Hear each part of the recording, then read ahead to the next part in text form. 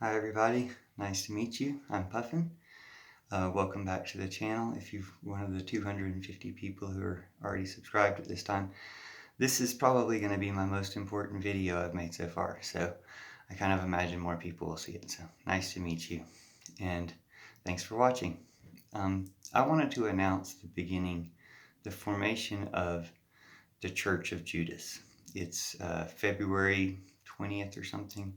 I'm not entirely sure. It's 2021. And I've known about the coming Church of Judas for 10 years, about as long as anybody can know about it currently on the earth. And it hasn't been formed yet. And I realized just this morning that somebody has to start it. So I'm going to go ahead and start it now, officially. Thanks, Jesus. Thanks, Judas. Thanks, everybody. Because it needs to start. And it was revealed to me this morning. I was outside smoking a bowl. It's a beautiful day after a few days of really cold here. And it all came together, the missing piece that I hadn't understood or thought of before. Because like I said, I've thought about this for 10 years. When I say I've thought about it as long as anybody can think about the Church of Judas, that's to do with the revealing of the Gospel of Judas, which I don't have too much time to go into now. I want to get right to the point, but you can look that up, the Gospel of Judas, and find out how it took until 2000, 2010, somewhere around there, for it to become revealed to people, even though it was written, back in Jesus's time. So,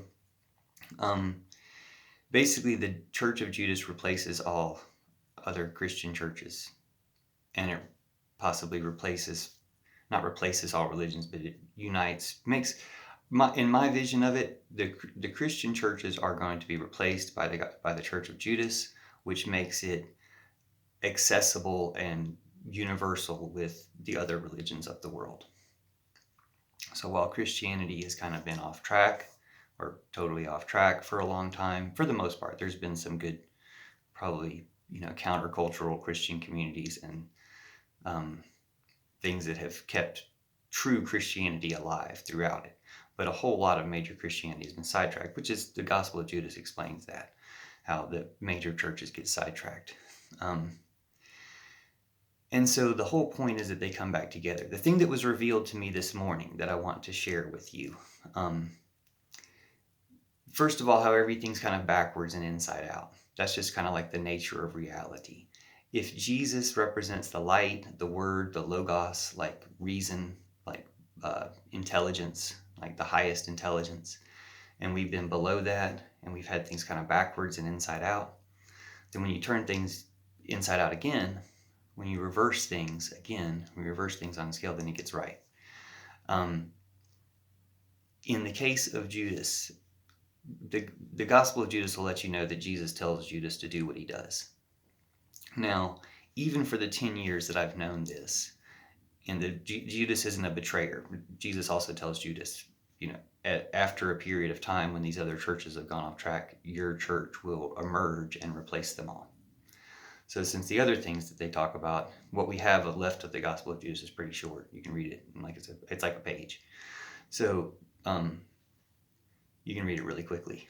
But everything in there has come true. It's all true. It all happened the way it was predicted to happen, and we weren't able to find out about it for 2,000 years. So it's all kind of like a built-in truth, like the reality of it. And anyway, I should have spoken up about this before, but the missing piece that was revealed to me is that the conception of Judas as a betrayer includes, among people who think more deeply about this stuff, or get into it more than just like he's like possessed by Satan or something to be the bad guy. If you think, well, why would he do that? Didn't he like Jesus too? Like, why would he turn him in? And the answer that people give is that he wanted a revolutionary military uprising to overthrow the evil oppressive regime. And in order to prompt that, or something like that, in order to prompt Jesus to use his power to destroy the oppressive government, the oppressive regime, he set these things in motion to kind of force Jesus's hand. I think that's kind of a typical understanding of Judas. And the reality is that not only did he not do that, because he was instructed by Jesus to do this, is the secret. That's why we've had it backwards. We've had things backwards, and we've even built all of our society and beliefs on some backwards ideas. And so what's ironic that I just realized today, and I'm kind of ashamed of myself for it taking me so long to realize this, just realized this like 20, 30 minutes ago. What's ironic is the idea is that Judas had faith in a military solution, and that's where he went wrong. And the big irony or magic of it all, the big mystery of it all, is that ever since Christianity, or as Christianity has become accepted in a official religion and a imperial religion, that all that Christianity, for all its talk, has believed in a military solution, because there's been a military component. Here in America, we're the biggest military in the world, and we have this weird idea that some people have this weird idea that it's a Christian nation. But it's not correct Christianity. That the prominent Christianity in America that is fine with the military is not correct Christianity. And I can say this clearly speaking from the perspective of Judas, because Judas has been blamed for 2,000 years for having believed in the military, in a military solution. Meanwhile, in those 2,000 years, we've participated and believed in military solutions while claiming something better that's in conflict. When we remove that conflict, when we realize Judas wasn't for a military solution, that's a misunderstanding. That's not hearing the whole story. So when you get the whole story and you realize all Judas was doing was what Jesus told him to do, and to think that he had a military solution, that's what really clicked for me. If all these other churches knew of a secret gospel, or even had an inkling of it, that was going to replace them, they kind of want militaries to protect themselves in various ways. They want power. They want worldly power. And the truth is, the real power is in the world. It's this divine power.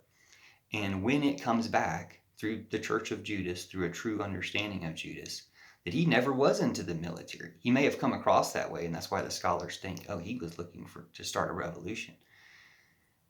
We've been the ones who've been mistaken and putting faith in a military.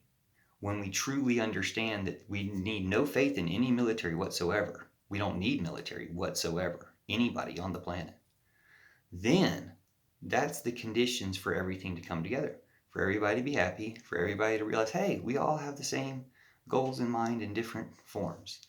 And the Gospel of Judas and the Church of Judas is, and when I say church, it doesn't have to be a church in the way, it can be like more of a movement. It can be a thing that happens that I'm not starting here, I'm just sharing with you. And as you look into it, I mean, it's just real. Like when you look into it, you'll find out about it, and it's real.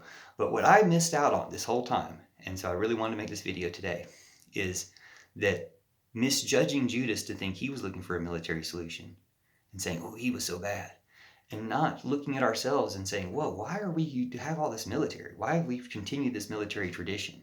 If we truly believe the things we believe, there's no need for military whatsoever.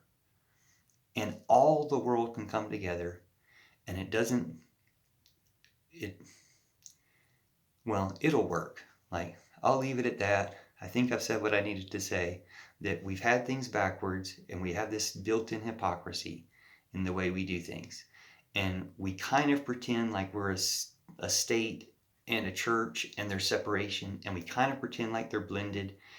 And we don't get the best of both worlds. We get the worst of both worlds. We do that in order to do terrible things in the world. America does. And probably other governments and religions do too. Look at what happened in Burma, Myanmar, or whatever. People do this. And in India, people use religion within government for bad effects. But if you actually put it together, and I can see the problem here in America, is we've got this corrupted Christianity. But if we perfect the Christianity and get rid of the military, we don't need it, use all those resources for helping the entire world, that's true Christianity. That's the Gospel of Judas. When you look it up, it's what the Church of Judas will be, the replacement of all these other standards and all these other um, like spiritually infused uh, focuses with a truly spiritually infused focus that will save the world. And we just got to start it. So thank you for watching the video, and thanks for your comments. I love comments and conversation. So any questions or responses you have in comments, I'll look forward to commenting on them. YouTube does delay my stuff sometimes, so I might not see it for a little, but I'll look out for them again and stay in touch. So thank you, and God bless you, and Jesus bless you, and thanks Judas for making all this possible in the long run, and for you modern people for looking into it so you can see what I'm talking about. I hope you have a great day. Talk to you soon.